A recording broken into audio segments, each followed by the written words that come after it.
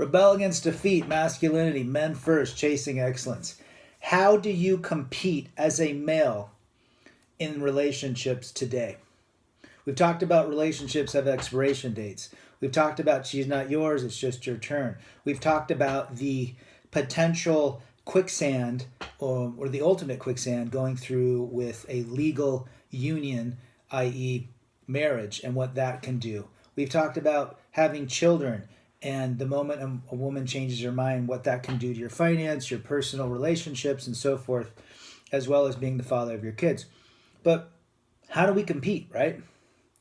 You know, I got another question from a subscriber asked me, how do we compete? I want a relationship. Hey, we'd love to have relationships if they were real. We'd love to have relationships with loyal and honored and feminine women. I don't think they exist anymore. We're too far now. So how do you compete? How do you compete in this world when the goalposts are constantly being moved?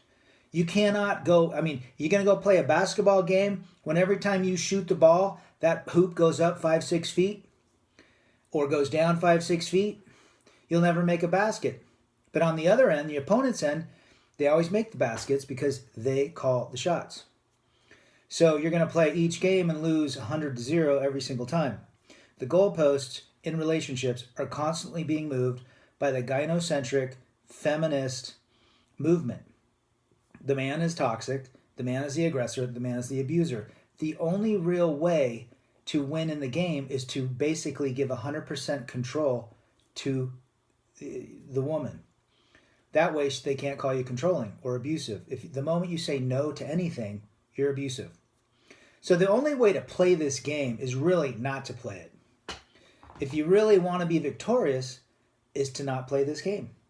Number two, we quit giving validation, and free attention to women that don't respect it or don't deserve it or haven't earned it. Just because they're a woman doesn't mean that they deserve the respect or the attention or the validation from a man.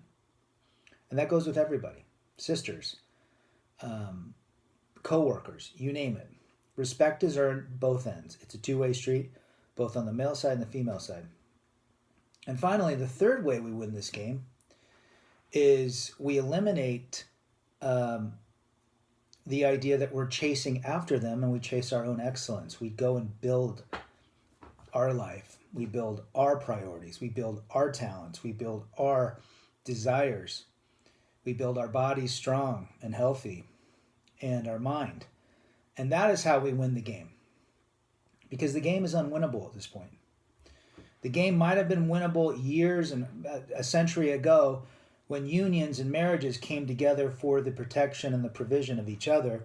And eventually they learned how to come together. Love was never, ever part of that equation back when.